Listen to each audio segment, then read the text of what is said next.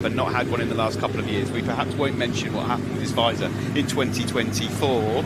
In terms of his big bike opportunities, do we feel like the best chance comes on the Superbike over Superstock? I would think so, yes. Yeah, absolutely. I feel exactly the same, and it's so good to see him back on the Honda in the Hawk Racing stable. I mean, you know, his guys at MD Racing really put a lot of time and effort into it as well, but the main amount of work gets done by Steve and Stuart. Boys there at Hawk Racing. Type of rider who needs to trust his team, so he's either got his own crew or he really trusts the Higgins and their boys now. The Higgins have had a great family tradition. They helped his dad Robert and William as well over the years. His form on the Honda has been incredible, really, hasn't it? You know, when we think back to the 2023 TT and the 2024 TT and visor incident there, he had a 20-yard second lead coming into the pits there when the visor fell off, and he hasn't really been able to show his true Superbike potential in a few years now. I mean, he narrowly missed out on the opening race last year on the BMW. He lost that race by 1.2 seconds from Davey Todd. I know Davey had a bit of a problem in the pits, so maybe that narrowed that gap. But, you know, Michael's hungry for a big bike win, and you can't discount him. Ian Hutchinson away, really glad to see that. Glad to see him, chat with him this morning. He's happy, and I think he's going to have a great TT. You can kind of tell from the feedback from the riders, just like from those first sessions, there's a lot of smiles down in Parc Ferme, bone dry, sun is out. Okay, the flies are pests, but we'll take that. I'm really fascinated to see how this one pans out. We missed Davey Todd. Davey won the Superbike race here last year. But it's not just going to be about Dino and Michael and Hickman. There are a few others that are going to make steps forward from years gone by. We've talked about Nathan Harrison. Jamie Coward is back from injury as well. And could we be seeing potentially the likes of John McGuinness, his 30th year, Ian Hutchinson, fighting for the podium? I've said to the pair of them that a podium, my opinion, I think for the pair of them, especially John, it's going to take something to happen to maybe somebody else, maybe don't finish, but I'd love to see either of them on the podium. But this is still the TT, and things happen. 6 laps, and it's a war of attrition. I mean, incredibly prepared machines that everyone that's setting off down the road, but this place throws things at you that you would not expect. There he is then, 54-year-old John McGuinness riding the number 1 plate. Off he goes for his first practice. And he's worked out how many closed loop laps he's got around here, and it's mileage-wise, it's something like 57,000 miles. 57,000 miles around this place. His experience is just unprecedented now, isn't it? What he can bring to that team and what he's probably Dean achieve in his approach to stuff. Maybe not his outright speed, but definitely his approach and the way you go about your business as a TT rider. He's pretty quick for a 53-year-old. He's still ticking boxes as well, eh? Yeah, 54.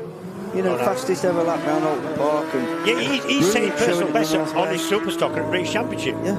It's Mikey Evans on the Dafabet Racing Honda, just off now. A bit of an issue there for Dom Herbertson on the KTS BMW. Of course, he switches over to KTS, a team that, of course, supported Jamie Coward for so long. Jamie Coward has switched over to the Rapid Honda. I saw Connor Cummins set off as well. He's out on his Stocker, his own backed Conrad Racing BMW for this. He'll be racing the Bathans BMW in Superbike for Michael Rotter. This is number 27, another returnee to the TT. David Datzer, the German, missed last year due to injury. Out there on the Roadhouse Macau by Solid Gear BMW, so good to have him back. Number 21 is Amalric Blanc, French rider, who has impressed actually in the last couple of years. Yes, he has. Been knocking on the door of getting close to that 130 club. Steady kind of gains for him. Mitch Reese away there on the Paget's prepared Honda.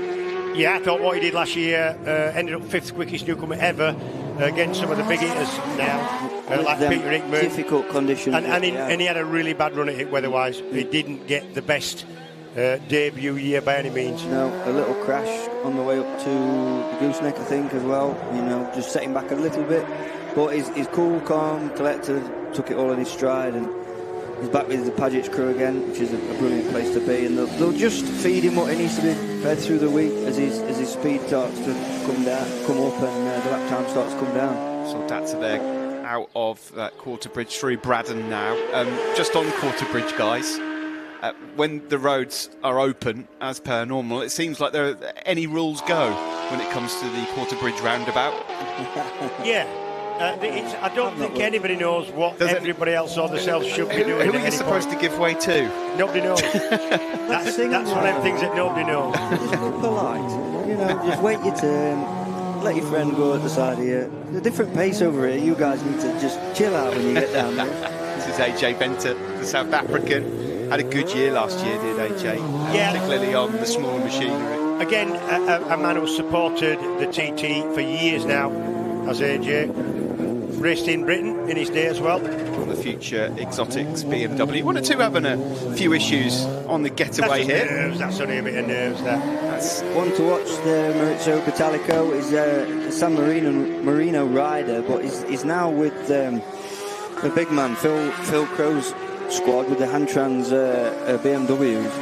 He had a terrible injury last year. He caught his left shoulder on the wall at Crosby there, and absolutely tore his leathers open and a big gash in his shoulder. But such is the mark of the man and how dialed in and concentrated he was, he finished the race and only realised till after what had gone wrong. But it's great to see him back and real character around the paddock. You say he's with the big man Phil Crow. He's not so small himself, like a couple of bouncers over there. Yeah. But yeah, Phil's back in action as well. He'll be heading out around the TT. We should just remember, the guys mentioned it down in Prez a little while ago, that when we got to the start the first week, it was damp, wasn't it? The first few sessions, we didn't have anything like this. Nothing. They just didn't have the run that they're going to have into practically qualifying week this week, and it just sets everything up. Plenty of time on the bike. You don't have to rush. You don't have to choose which bike you're going to qualify and just hope for the best. This is absolutely perfect. Just saw Renaud Costalmo there a moment ago on the RVS Motorsport BMW. Great to see him back. You know, a Finnish rider who really goes about his business, really quiet, steady, and I think that's their culture, really. You know, they don't make a lot of noise. You know, you get a fairly straight, sharp answer with what's going on. But, absolutely. You know, they're so committed to this job, and he's just finding speed wherever he goes, whether it be the Northwest or the International Road Racing Championship. Macau as well. Yeah, because he's a focused roads man now. He does the International Road Race Championship, races at all sorts of places. There's a lot more pure road racing goes on in Europe than you think, you know. Yeah.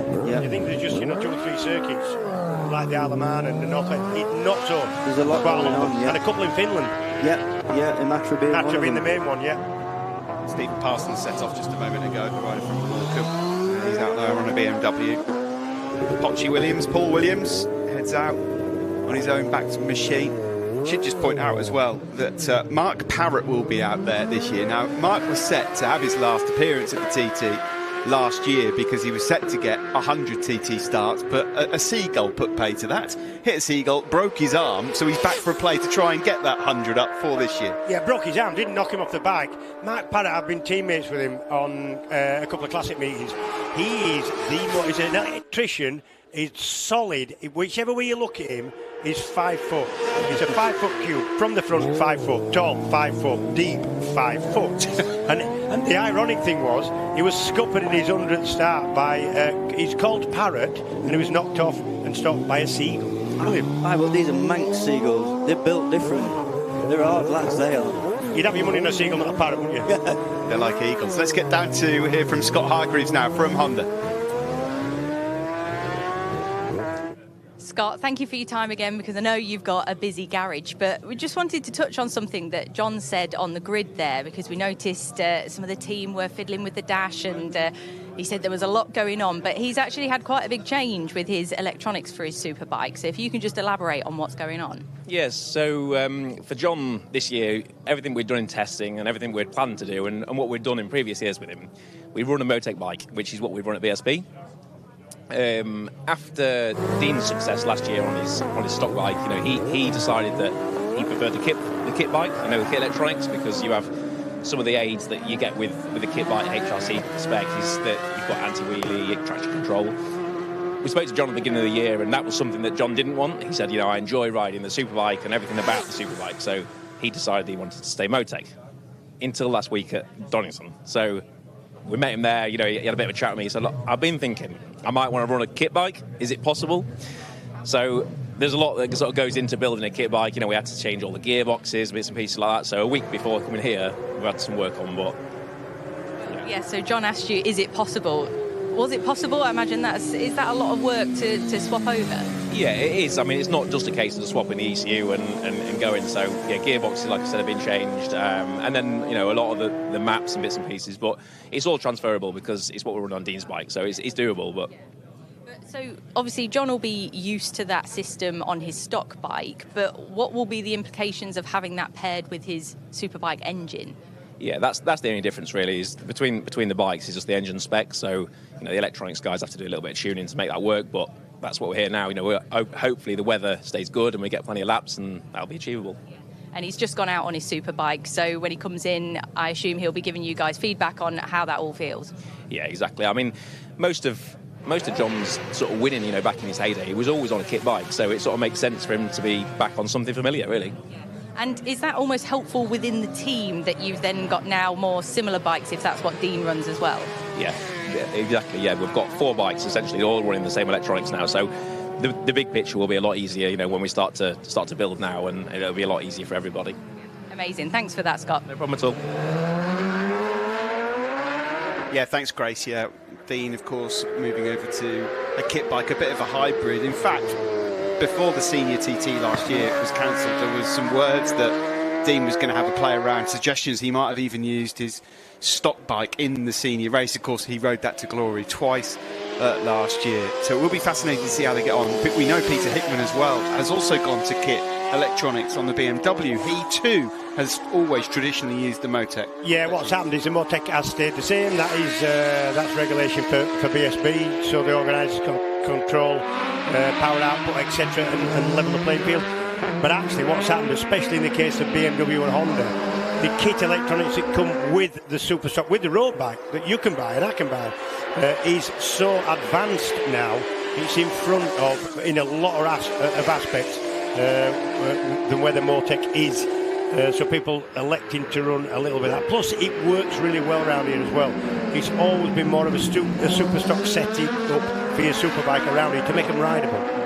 We saw Dean at the Northwest, you know, he reached 207 mile an hour, didn't he, on the kit stuff, electronics. Yeah. So he's got the thing working well, and it's really nice to see, and that Scott Hargreaves has let that happen. Is Dean said, right, this is the kind of bike I want to ride. I want to build my own bike for TT in the Northwest, and they've trusted him, and you know. Yeah. You know what, if you go around in 50-50, you're not going to believe him. You're not going to believe him, but somebody like Dean, yes, you are. We're just watching Dean Harrison there on his Superbike going underneath Mike Brown. There's Coward and there's Hickman on his stock bike. I really feel like, even though this is just practice, the last practice session of the TT, this is going to be the first indication as to where Peter Hickman might be at in relation to where Dean is on the road, do you feel? Yeah, I think he'll be looking at it. They'll definitely want to, tag on the back of him. I mean, as a rider, nobody wants to see somebody disappear in the distance, do they? So he knows that Dean's on great form, so he'll just have his eye on him and just try and get the anchors in, get the hooks in, I think, and follow him over the mountain. A few TTs between these two, 78 starts for Conor Cummins, and of course, John McGuinness, 114 to his name. Yeah. If you get a chance, just watch whether they change direction. We've got a couple of good examples here. This is the bit of track leading up out of Ramsey. On these big bikes, one of the biggest problems is getting them to turn when the throttle's open. When the bike is driving, it doesn't want to turn from one side to another. It wants to keep going the way you set it up. And consequently, it's a massive effort for the rider. You see him, if we get a shot of him now, right hander into Parliament Square, then left out of Parliament Square. Just look how hard these guys are working with the throttle. Look, they've got the whole body has to come across and force the bike across, not so with a little powered bike. You can see the leverage that they have to put in, because the time they get on the seat and then across the left-hand side of the bike, then the bike goes with them. Yeah. It's all about pulling the bike across the road there. Yeah.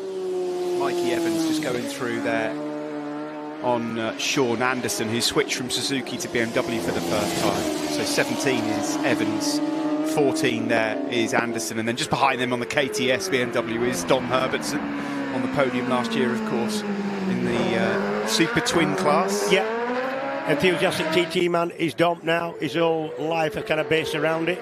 He's a tree surgeon by day. I don't even know if he's still doing the day job, because he puts a lot of time into running this job. Last year, he ran his own team and created it from scratch in about 3 months, which is a massive effort. Here's PJ, Paul Jordan. Yeah, look how he's just going to force with his body the bike from one side to the other.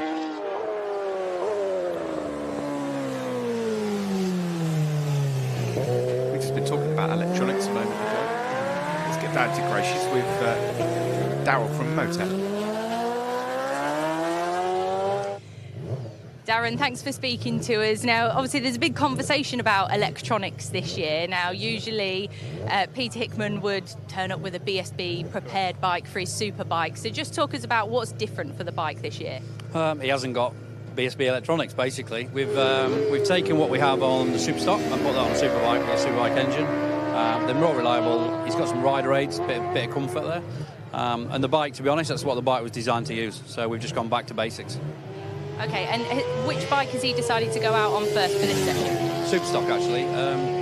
The bike that he crashed on last year, so I think he just needs to get them demons out of the way and then he'll be fine. So. Was that what he said? Was that he just wanted to put his mind at ease for that? No, he says it's not affecting him whatsoever, and he's all cool, obviously, as you know, Pete. But I think in the background there's something there for sure.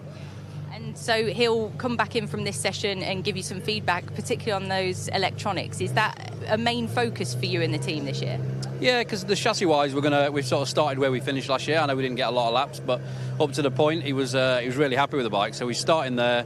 The Superstock bike should feel the same, if I'm honest, but a different year, different rider, different weather. So, yeah, we'll get some feedback from it. If he feels okay, he's going to go through and do 2 laps. And if not, we'll make his adjustments and go again. We'll check back in with you later. Thanks, Darren. Thank you.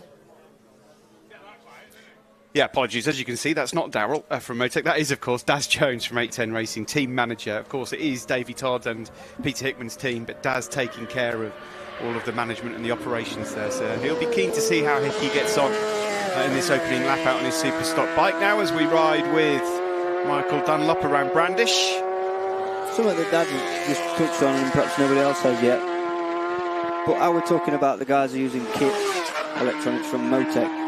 BSB spec. The thing with the BSB spec, James, you'll be able to tell us better about this, is there's no rider aids, is there? No, I don't want anybody to think Motec can't build a system that is bang up to date, because they can. The system that's supplied to BSB bikes in the British Superbike class, it's a low kind of, tech, no rider aids system that everybody has to run to balance the playing field, to balance the bikes. So consequently, you've got the choice. If you run that week in, week out, you know how it works, you know how the bike works on it, and you know what the parameters are for you as a rider. And to come here and run something that is technically more advanced, but then you've got to spend time getting used to it, there's the balance. And if you can just have some aids that help the riders, you know, with the wheel spin traction, anti-wheelie, that kind of thing, it's going to make an easier ride for the rider, isn't it? It is, but then you've got to get... that we're getting at. Yeah. Why are they using it? Yes, it is, but then you've got to get your head into the fact that you can use it, and it's there. Yeah. You know, after so you got to that your daytime job for 11 rounds a year at a BSB, it's not whacking the throttle open and relying on the electric. Because that will send you to the moon. It'll send you to A&E at least. Dean Harrison did say earlier on to Lee Johnston that if he's happy with his Superbike, then he would stay out and do another lap. If not, he'd come in and switch to Superstock. We're about to find out as he comes towards the end of this first lap out on the hybrid Superbike. So the focus probably is the Superbike for these guys, because he loves and knows the Superstock so well, doesn't he? Yeah. He was so successful on it last year, so the more time he gets on this, the better. The more time he gets to develop it and move it on through the week. One of the main things to upgrade from the Superstock spec bike, Superstock has to run standard brakes, standard calipers, not standard pads, and you can run what pads you want, but standard calipers and master cylinder, whereas the Superbike can run aftermarket stuff, technically, well, more expensive and technically better. So one of the major upgrades would be brakes. So on the Superstock bikes, you've got to run standard diameter discs as well. Well, yeah, standard diameter discs and standard calipers. Yeah.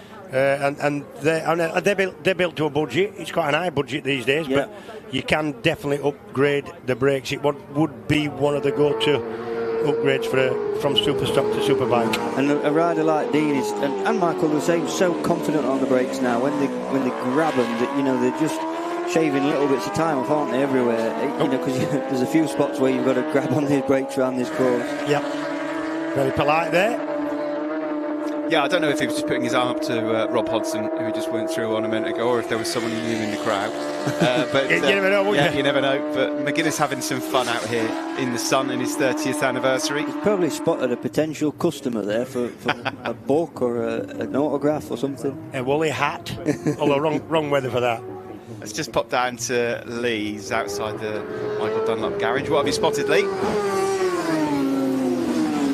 Yeah, guys, I've just seen Michael come in here, and the cool, calm and collected Michael Dunlop that we watched not that long ago has now changed. He's only done one lap on that Superbike, and that's normally a pretty good sign that he's not happy with the handling of the bike. And giving out some of the gestures, as the boys in the commentary booth will all understand, when you're giving the gestures of the bike, head shaking and nervous, and you could see it in his facial expression, even through his eyes and stuff. He's really not happy with that Honda Fireblade Superbike, so he's come straight onto his Superstock BMW as we're watching him now shimmy off down the return road and get straight on there. But yeah, he was quite vocal with his expressions and stuff to the guys and what the bike was feeling like. So it'll be interesting if we can catch him again after this session on the BMW. And we all know he's one for jumping machine and not being afraid to change machine halfway through a week. So judging on what we've just seen, that maybe will change. Yeah, it's a good point, Lee, and that is just the way Michael does business. We're watching this through Brandish Corner at the moment. Obviously not too happy to begin with. I should point out, though, when we spoke to Michael yesterday and we asked him about this Honda, this is a very different Honda to that he rode just even a couple of years ago as well. So, and that's only just one lap. Yes, it is. He knows what he wants. I was just going to say, if any rider in a lap knows what he wants, it's this man. Michael Dunlop. He's ridden that many bikes. He's so fast, able to go straight out the gates and get down to something like a pace. When we were doing an interview with him yesterday, obviously it crossed my mind the fact that there's a pattern in there with one set of people working on that. There's the Ducati with the Scars Racing guys working on that. Then there's a separate group of people working on the BMW for the Superstock, and then you've got the Hawk guys helping out with the Honda as well. It feels from the outside in like a bit of a headache. Do you know what I mean? But it seems to be like the way he likes to work, back against wall, last minute changes. And it has worked for him. Of course. So, and it's nice, there's a common interest in the whole garage. I don't think anybody's trying to get one up over on the next bike that's being prepared. They all want Michael to do well, and they've all got real support and interest in what he wants out of each of his bikes in that earlier on in the sun. Mitch Reese tearing off, ripped off Hadgets. It looks like he's here to do another flying lap in the sun. How different does this place feel when you get conditions like this compared to those that Mitch faced here last year? How different does this place feel when you get conditions like this compared to those that Mitch faced here last year? It all goes away. You've got grip, the people lining the course. I don't want that. It opens up. It all goes away. You've just got this time of day. Grip, the sunshine. The people lining the course to come round. Just opens up. You get a feel for what you're going to see on race day as well, because an evening session always give you that sons of it.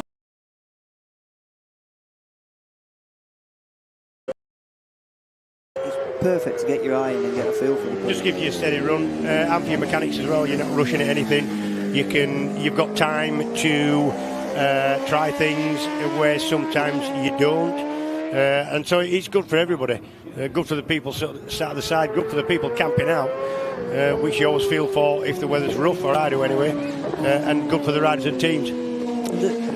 We'll have to listen, or maybe somebody down in the pits can find out from one of the riders, but we heard a guy say earlier on that it's quite windy up on top. And is it, or is it that just because they're going so fast on a big wide open plain up there up on the mountain, they're just getting a different feeling?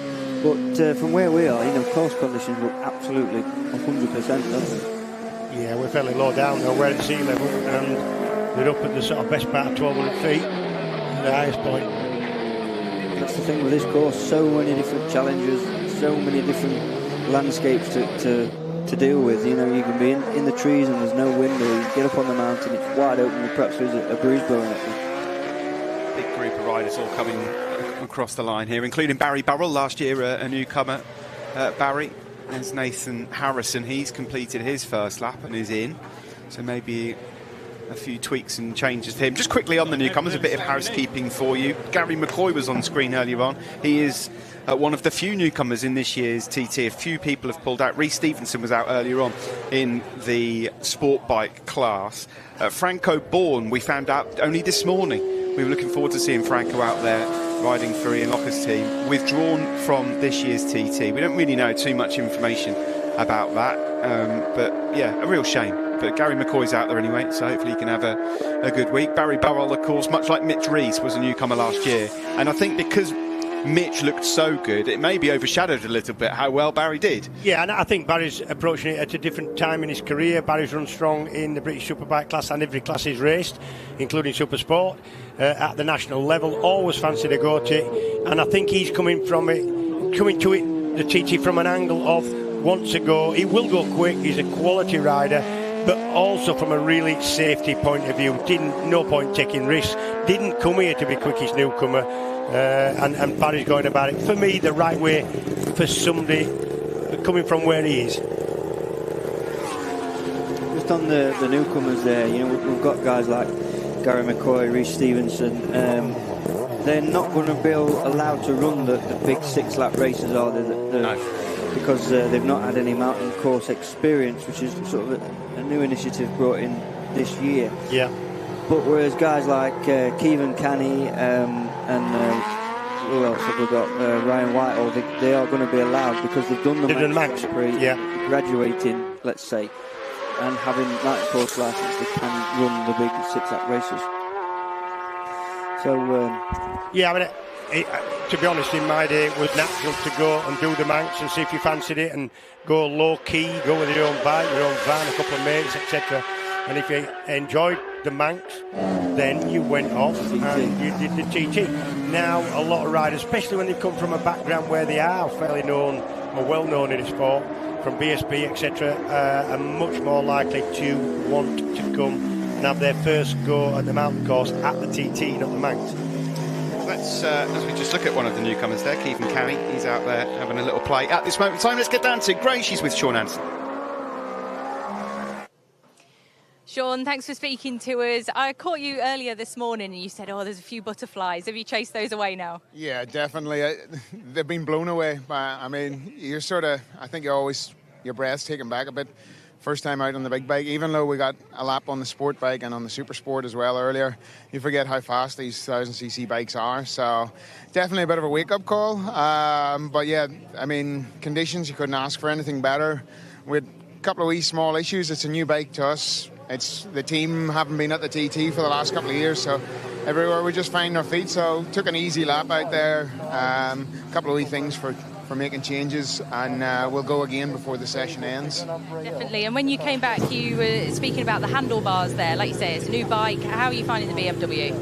Yeah, do you know what? I've never been on something as fast, I have to say. It sort of took my breath away as we headed up towards Crosby. Also, like having aero for the first time, so I probably looked the worst I ever looked over Crosby Jump, because usually on the previous generation of big bikes you get a big wheelie over it and it just stayed completely low, and I'm sure everybody went, oh. And so there's just new changes, new everything, trying to find those wee bit of ergonomics. You can test everywhere in the world and anywhere, and until you come here it doesn't mean a whole lot. So it's a case of just a wee tweak here and a wee tweak there to get myself comfortable. It looks like the weather will be with us all week, so we're not dead keen on rushing it and trying to get as many laps in today. We know if it stays fair, the body will, it'll be hard enough on the body as it is. Definitely. Well, enjoy the next one, Sean. Thanks for speaking to us. Cheers, thank you. Yeah, I'm down here with Barry Burrell, and obviously, Barry, you're a newcomer last year, and I jumped in there just to see how you were as a friend, first of all, but how does it feel like coming back to do your first laps after being a newcomer last year? Yeah, it's been a strange morning, if I'm being 100% honest. Like, last year when I came, I felt actually really relaxed before, which is strange. Like, I didn't feel nervous or anything, and today I just felt a bit nervous. I think, first time running 3 different bikes as well, so maybe I'm trying to think of everything, like everything planned and everything ahead of, like just being on top of the game basically. But yeah, just been out doing a lap on the Hallowell Jones BMW and felt a little bit behind the bike, to be honest. Like, I knew what was coming up, but I wasn't like get myself set up for it. So today I'm just going to literally just pot around, just get back into it, like, because I didn't feel as confident as I'd like to felt. Like I left last year on a bit of on a high basically, and then you come back and you think, oh, just get straight back to it. But obviously, it's not the case, is it? Yeah, and obviously for no disrespect yourself, but for the lads that are right at the front, it's the same thing. They get that feeling, they have to take a few laps to build it, and once that feeling comes back, you well know that the confidence in you and the bike comes back, and then you start to enjoy the track again. It feels better. Yeah, 100%. I mean, the bikes are really good, to be fair.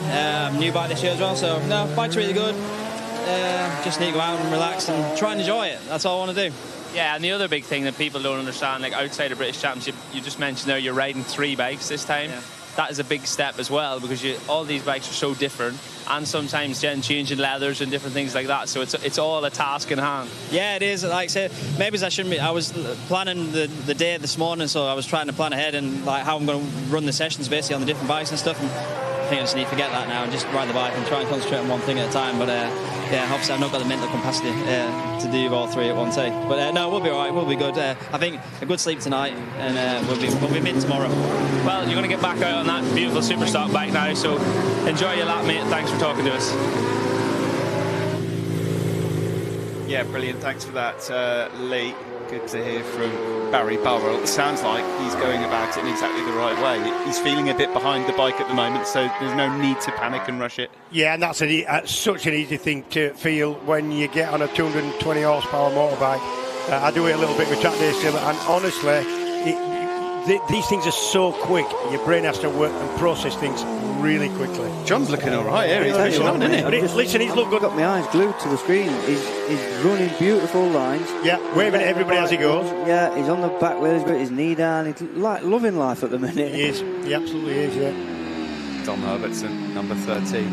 We know how strong he can be on the sport bikes. This is a good chance for him, a good solid team on the roads. KTS Racing, they ran Jamie Coward for a long time. Yeah. And Dom has just sort of felt like he's been in that second group for the last couple of years. It's time now, maybe. I know if you speak to Dom, I mean, he's not afraid of a chat.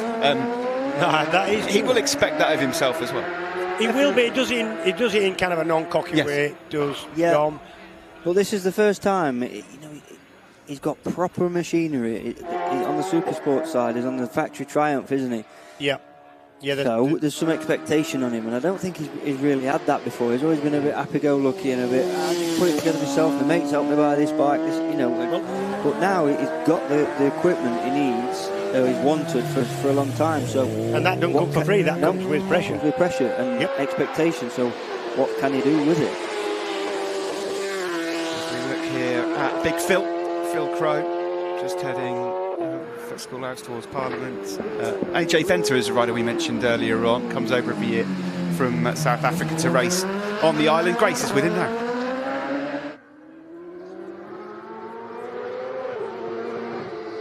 Giving me a weather update out there on the course. How is it out there, Alan? Oh, it's fantastic. It's beautiful. We come from Africa. This is South African weather.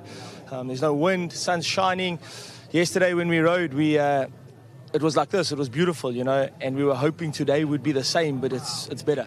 And what a way to start your TT, because the senior TT might just well be your 50th start here, so that's quite a milestone. Yeah, we've been coming here some time, and it's been a privilege to be here, and coming from South Africa, we come a long way, and we're a South African team coming across, so this will be my 50th start, and I'm looking forward to it.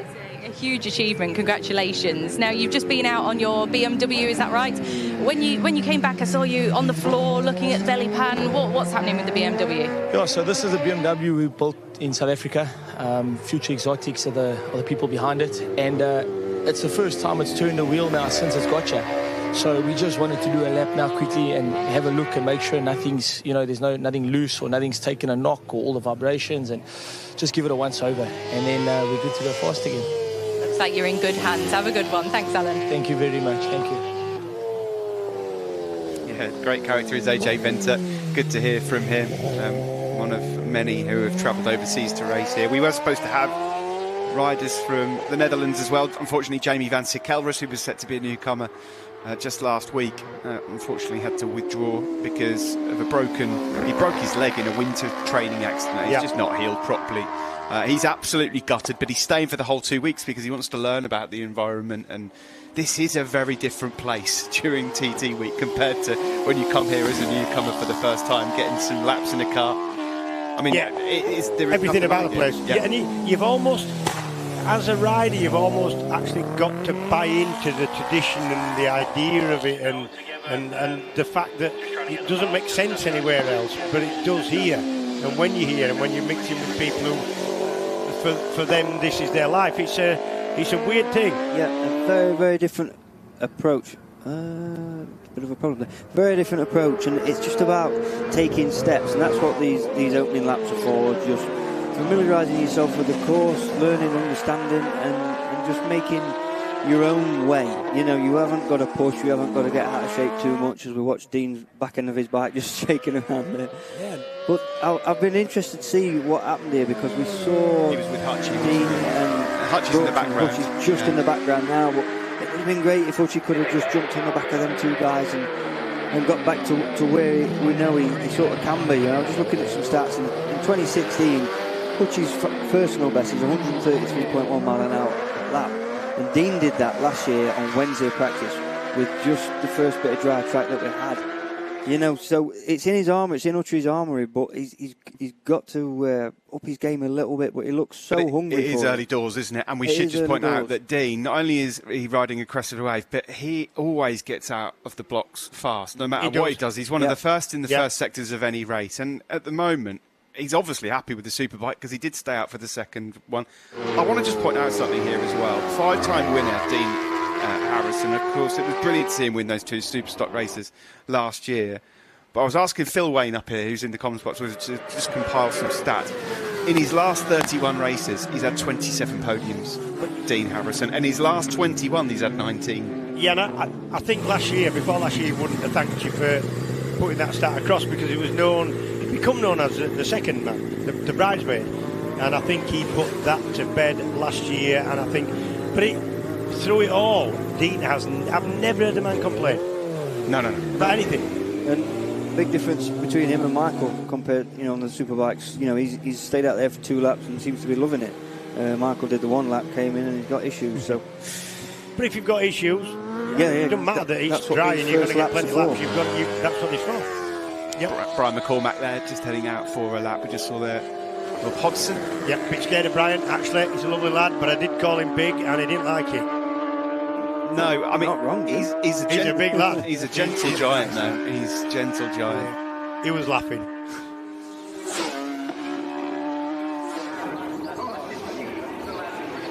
That bit of slow-mo, we just saw John there on his way into Ramsey, just on the back wheel, loving life, really riding well. So Nathan Harrison there just through Milltown, just going into the Ramsey section. And we've talked about strobing before. Lots of this track, and it was pointed out in the car by Cam.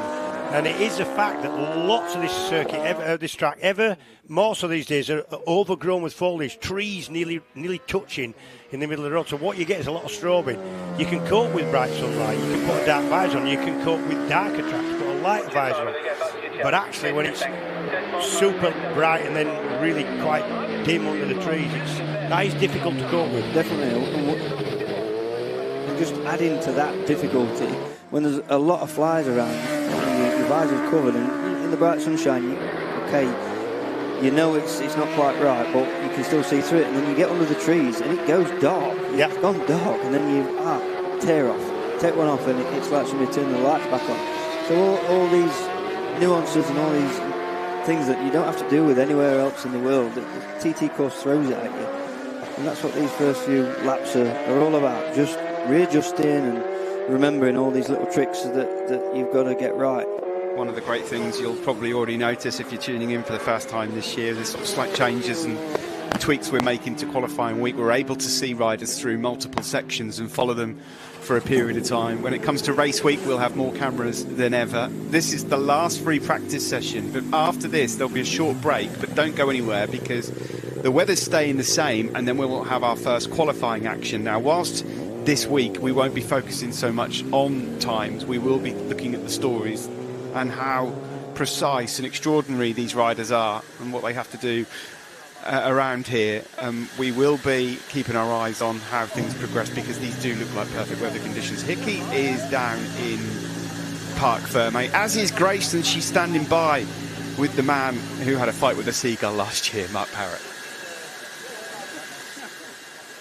Yeah, thanks, Steve. I am here with Mark. The guys in the commentary box, Mark, were just saying that we had a bit of an incident last year. So maybe if you just give us a throwback to last year and what happened at your TT. Yeah, it was a bit of a shock. It come around the 32nd milestone, and as I come around the corner, the second apex, I just saw this ball in the gutter. And sort of wondering what it was, and it just spread its wings. It had ideas, it didn't want to be there anymore, and it come up, and it at that speed, about 160, it looked like an albatross. It was massive. And I just laid my head on the tank so it didn't hit my helmet, and I took full impact in my lower arm, and it just snapped it through.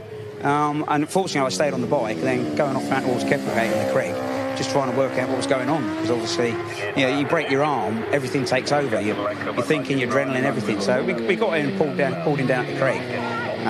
Parked the bike against the wall and got off the bike, and the marshals were looking at me like I'd come down from another planet. And what I didn't realise, I couldn't see it with my helmet on, I was covered from head to foot in seagull internals. So they were probably thinking, blimey, where does that all come from? And it wasn't for me, fortunately. But yeah, and then at that point, the adrenaline started subsiding a bit, and I was a bit, so next thing I know, I'm flat on the floor outside the Craig being treated. But they done a great job. They really did do a great job. Good. Yeah. And these are things you can't plan for at the TT, but it would have been quite a milestone for you had you made a few more starts last year, because you've got quite a few under your belt now. Yeah. I started as a newcomer in '99 at Manx, and first TT was 2000. And if we hadn't have had that, that would have been the 98th start. 99th would have been the afternoon race then, and the senior would have been the 100th. But unfortunately, the senior got cancelled. And I'd sort of said to my missus and all the lads and that, well, yeah, once we get the 100, that'll be it. We can pack up. And then it's like, what are we going to do? Well, got to come back. It's like being a drug addict. You just can't help it. Got to come back. So here we are again. Hopefully, touch wood, we'll make it this year. But can't take anything for granted. Do you know what, Mark? It's great to see you back, and we'll check in with you again later on in the week and see how you're getting on. But all the best for it. Thank you. It'll be a pleasure. Thanks. Yeah, thanks, Grace. Thanks to Mark for speaking to us as well. We just had a red flag in that session. Obviously not sure why, so red flags bringing a halt to the final practice session at this moment in time. Good to hear from Mark there. He's been riding for quite some time. I mean, I remember back in club days in the late 90s, Mark was racing, and you know, even before that. Yeah, I've known Mark for a long time. I partnered him at a couple of classic races down at Goodwood, and such a nice fella, lovely fella. I mean, honestly, getting hit by a big seagull would have knocked most people off the bike. Not him. Just such a strong fella. Here is Michael Dunlop then back into the garage, feeding back to Steve Hicken there, just in the background from Hawk Racing. Steve and his dad Stuart here from Hawk. Yeah, the trust between Michael and the Hickins it's legendary actually. Even when he's moved to different bikes that the Hawk team don't traditionally run, they've run the bikes for him because he trusts them that much. And when there's been a bit of insurity, you know, he came with the Milwaukee Yamaha back in 2014, was it? That wasn't working for him, but the guys at Hawk had a bike, had a BMW ready to go. Yeah, they did. Rolled out the back of the van and he rode it to great success. So yeah, two families have been intertwined for years and years. That was a patriarch there, Stuart Hicken, a big bike collector these days. Let's go down to Lee. He's standing by with Jamie Coward. I'm down here, guys, just outside Jamie Coward's tent, and I'm going to get the camera just to spin round. So I stopped because they were, well, true to word, they'll stop talking now, but he's just been talking to his crew chief, Dave, and the explanation of what the bike's doing and everything, and every rider on the grid does this. All they do is use hand gestures and movements and trying to explain stuff. So I'm going to quickly grab Dave. I've just stopped there, Dave, because I was intrigued by some of the hand gestures that Jamie was coming back to. I know Jamie quite well as a person. He's pretty calm. He just managed to get 2 laps in there, but some of the hand gestures were indicating some pitch on the bike and some different things. It's the 600, the first one we did on that, we've got it a little bit soft. The big bike, we definitely haven't got it a bit soft. And he said over the, especially over the bumpy sections when he's hard on the gas, instead of it sort of sitting into the shock a little bit, he's just sat at the top and just hammering him up the bum a little bit, and that's just sending it all the way through the bike. So it's a bit too hard, but obviously wasn't too bad because he's a big, strong boy. Held on for 2 laps, so yeah, it's nice to get 2 laps in, and that gives you a real good feel for it. But yeah, we're going to do a softer spring in it and let it move a little bit, and hopefully make it a little bit easier on him. Yeah, as us as riders, and as you well know, if the rider normally does 2 laps straight away, it's not that big of a problem. You know, we always try and say, even though the weather is good this week and we're not tight for it, but if he comes in moaning after he's done 2 laps, you sort of have to give him a bit of leeway, because he's at least put the effort in. Exactly, and the plan was always to try and do 2, because you know the bike handles different on lap 2 to lap 1, because your fuel loads lighter, everything's up to temperature, they're getting a bit of tyre wear, and you go, if you just do it off 1 lap, it's sometimes you're not really sure what you've got. But Jamie tends to, like when we send him out, he likes to do a long run even at short circuit and get a really good understanding of what the bike's doing. And then the nice thing is he comes in and he knows what he wants, so we have a bit of a chat about it, and you go, we'll make a change for the next session. And I mean, I'm pretty confident of the direction we're going, so yeah, it's a good session though. Yeah, it's always a positive when the rider himself knows what he wants. But for you guys in here in the Rapid team, obviously it's the first time here for the team at the TT. Not you, you're obviously very experienced here, but how's the rest of the guys in the team coping, and how do they feel being here? I think it's going pretty well. Luckily, between us, we've all got plenty of years here. So I've raced here for 15 years. Rob's been here well, since God were a lad. We've got Boasty on the 600 who's actually taught God the way round. So, yeah, it's interesting. The least experienced person here is actually the team boss. So we're educating him as we go along. But everybody's positive so far, so if we can keep that up, happy days. I can imagine he's not getting totally lazy in that process as well. So yeah. Boasty, I don't know if the camera can zoom in here, but if there's anybody on the pension book or anything, that Boasty should be in the UK right now. They've managed to ship him over to the Isle of Man on the bus for free. So we're glad to see him. We're glad to see him out and around. But yeah, thanks for talking, guys, and I hope you have a great week. Cheers, Lee. Yeah, thanks very much to Lee there. We're just talking there to Dave Hewson, as he mentioned, former competitive. And this is Jamie Coward, Pete Boastin there, who you'll know very well, James yourself. And the team manager there talking about Matt Bainbridge, who's done a bit himself as well. But the Rapid Honda team known in the British paddock there first outing. Here's Dean Harrison. So far, so good for Dean. He looked good on the Supersport bike. He's obviously happy with his Superbike as well, having done a couple of laps on it.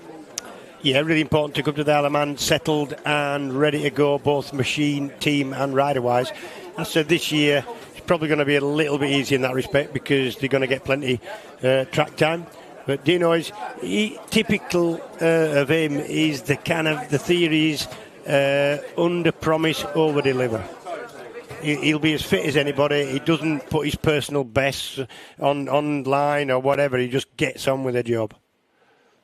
Super committed rider. It's really, really good to see. That's just images there of Dean. This session red flagged for now. For the time being, that's enough from us up here. Let's hand back down to Matt. Thanks, Steve. Yeah, Dean looking really good out there on the roads here today in perfect conditions during these opening free practice sessions.